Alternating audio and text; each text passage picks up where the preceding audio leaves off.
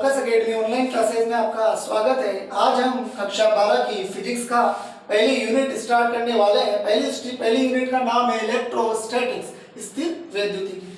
अब इसकी उत्पत्ति कैसे हुई, स्थिर वैद्युतिकी क्या है, इससे समझने से पहले हम आवेश को समझते हैं। अब आवेश द्रव्य का वह गुण है जिसके कारण विद्युत और चुंबकीय क्षेत्र उत्पन्न होते हैं। ठीक, अब आवेश कैसे कैसे हो सकते हैं, या तो वो स्थिर होगा या वो गतिशील होगा। हमारी जो प्रथम यूनिट है स्थिर वैद्युतिकी, वो आवेश की स्थिर अवस्था से संबंधित है।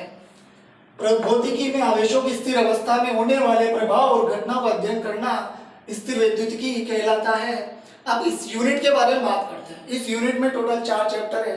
पहला चैप्टर है विद्युत क्षेत्र, जो हमने शुरू किया है, विद्युत क्षेत्र इलेक्ट्रिक फील्ड। दूसरा चैप्टर है अपना गाउस का नियम तथा उसके अनुप्रयोग, गाउस का नियम और उसके एप्लीकेशन।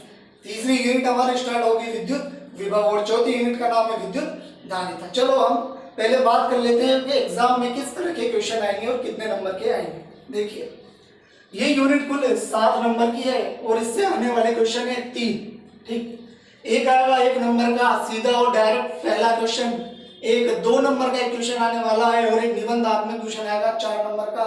ठीक, अब देखिए इसकी शुरुआत करते हैं पहले चैप्टर की। अब विद्युत आवेश क्या होता है, द्रव्य का वह गुण जिसके कारण विद्युत और चुंबकीय क्षेत्र उत्पन्न होते हैं, विद्युत आवेश कहलाता है। अपने पहली और दूसरी यूनिट पूरी विद्युत आवेशों से ही संबंधित है। ठीक, अब इसका इतिहास क्या है। इतिहास पर अगर हम गौर करें तो आज से लगभग 600 ईसा पूर्व एक वैज्ञानिक थे, ग्रीक वैज्ञानिक थेल्स।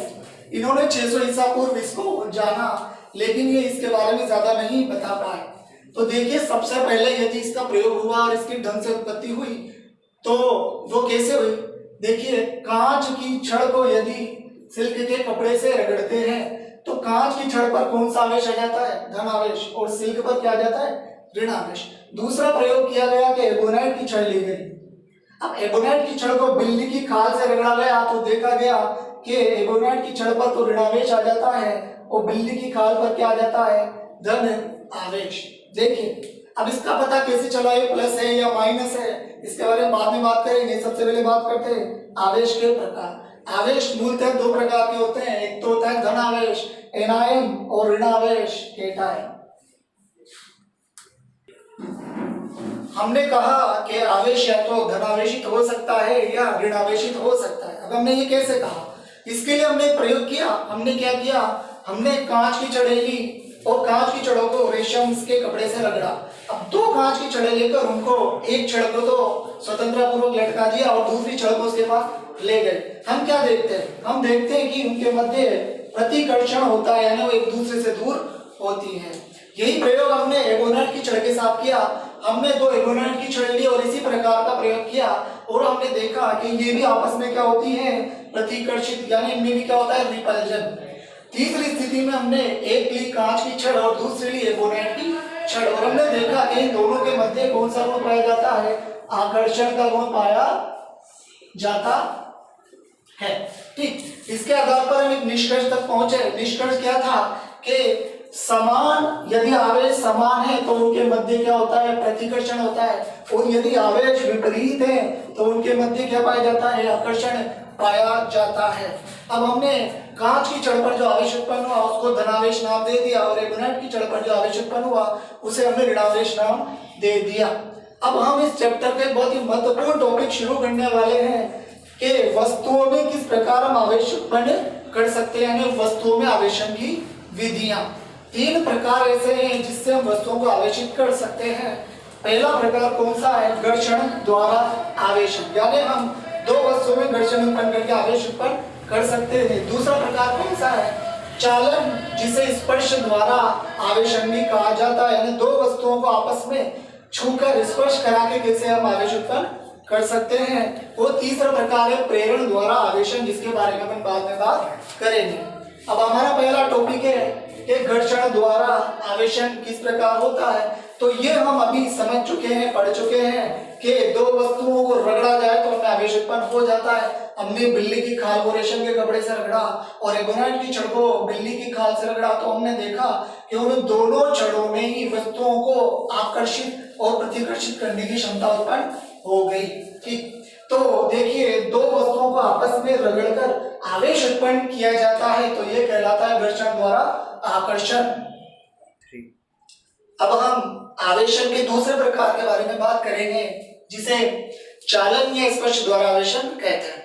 चालन का या स्पर्श का अर्थ तो आप समझते होंगे, दो वस्तुओं को यदि आपस में स्पर्श किया जाता है तो वो आपस में एक दूसरे से संपर्क में आ जाती हैं और इस प्रकार हम आवेश का एक वस्तु से दूसरी वस्तु में स्थानांतरण कर देते हैं। लेकिन इसे पढ़ने से पहले हमें दो प्रकार के वस्तुओं के बारे में पढ़ना होगा। वस्तु या तो चालक होती है या क्या होती है, कुचालक। कुचालक वस्तु को हम अचालक या विद्युत रोधी भी कहते हैं। देखिए ऐसी वस्तुएं जिसमें आवेशों का मुक्त प्रवाह हो सकता है वो चालक वस्तुएं कहलाती हैं और जिनमें नहीं हो सकता है वो क्या कहलाती हैं, कुचालक वस्तुएं जिनमें आवेशों का मुक्त प्रवाह नहीं होता है। वापस अपने टॉपिक पर आते हैं कि हम चालन या स्पर्श द्वारा आवेशन कैसे कर सकते हैं, इसे हम प्रयोग द्वारा समझेंगे।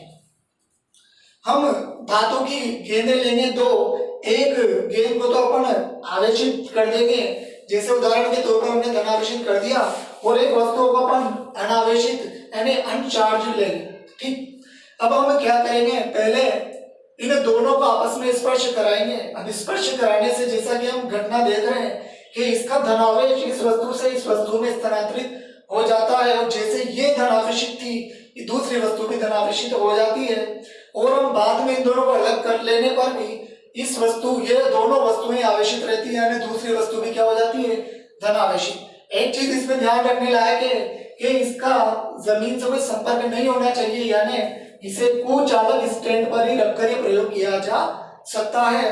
अब इसकी क्या शर्त है, सबसे पहले तो चालक पदार्थों का ही द्वारा चालक पदार्थों में इसके द्वारा चालन किया जा सकता है। दूसरी बात ये ध्यान रखनी है बेटा कि जो आवेश है वो समान आवेश स्थानांतरित होता है, जैसा कि पहली वस्तु में वैसा ही आवेश कौन सी वस्तु में जाता है, दूसरी वस्तु में। अब हम बात करते हैं तीसरे प्रकार के बारे में जो कि चैप्टर का बहुत महत्वपूर्ण टॉपिक है, जिसे कहते हैं प्रेरण या इंडक्शन द्वारा आवेशन करना।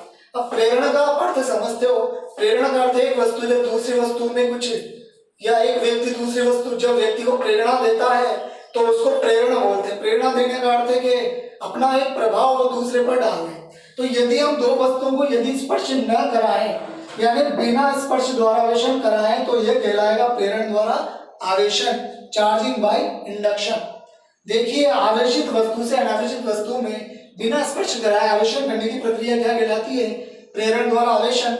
इसकी महत्वपूर्ण बात यह है कि इसमें विपरीत प्रकृति का आवेश उत्पन्न होता है, जबकि हमने देखा था चालन वाली प्रक्रिया में तो समान प्रकृति का आवेश उत्पन्न होता है, जबकि इसके अंदर विपरीत प्रकृति का आवेश उत्पन्न होता है। प्रेरण द्वारा आवेशन को समझने के लिए भी हम एक प्रयोग करेंगे। हम एक धातु की गेंद लेंगे। धातु आप जानते हैं चालक है, यानी प्रेरण भी केवल उन्हीं पदार्थों या धातु पदार्थों में हो सकता है जो चालक वस्तुएं होती है। देखिए एक धातु की गेंद लेंगे जो पूर्ण रूप से अनावेशित है, इसमें न तो धनावेश है न ऋणावेश। अब इसमें हम चालन तो हमने पहले कर लिया स्पर्श करा के, अब हम करने वाले प्रेरण। अब प्रेरण के द्वारा हम आवेशन करेंगे। अब प्रेरण के लिए हम ऋणावेशी छड़ लेंगे, जैसा कि आप जानते हैं कि हमने बोरान की छड़ पर ऋणावेश उत्पन्न किया था और उस ऋणावेशी छड़ को इस गेंद के बाईं ओर इसके नजदीक लाएंगे। हम क्या देखेंगे, हम देखते हैं कि इस गेंद में मौजूद ऋणावेश प्रतिकर्षण के कारण दाईं ओर विस्थापित हो जाता है। इस कारण इसके जो लेफ्ट साइड है बाईं ओर केवल धनावेश एकत्रित रह जाता है। अभी भी यह गेंद पूर्णतः अनावेशित है क्योंकि इसमें जितना धनावेश है उतना ही ऋणावेश है। अब इसके लिए हम क्या करें, तो हमने इसके लिए एक भूसंपर्कन तार जोड़ दिया। भूसंपर्कन के द्वारा हम आवेश को पूर्णतः पृथ्वी में समाहित कर सकते हैं। अब हमने इसके दाईं ओर भूसंपर्कित तार जोड़कर इसका समस्त ऋणावेश धरती में भूसंपर्कित कर दिया। इस कारण इसके अंदर शेष क्या बच जाता है, धनावेश। अब हम क्या करेंगे, इस तार को तोड़ देंगे और भूसंपर्क को हटा देंगे, तब भी हम देखेंगे कि हमारी जो गेंद है वो धनावेशित हो जाती है और प्रेरण के द्वारा हम आवेशन कर चुके हैं। अब इसमें ध्यान देने योग्य बातें क्या है कि छड़ के ऋणावेश के प्रतिकर्षण से धात्विक गेंद का ऋणावेश दाईं ओर चला जाता है और छड़ के पास क्या शेष रह जाता है, धनावेश। दूसरी स्थिति में हम इसको भूसंपरित कर देते हैं, जिसके कारण पूरी की पूरी गेंद में धनावेश ही शेष रह जाता है और हमारी आवेशन की प्रक्रिया लगभग पूर्ण हो जाती है। तीसरे स्थान पर हम भू संपर्कित तार को हटा देंगे तथा हमें जो गेंद प्राप्त होगी पूर्ण रूप से धनावेशित होगी। चलो अगला टॉपिक हम अगली क्लास में डिस्कस करेंगे। धन्यवाद।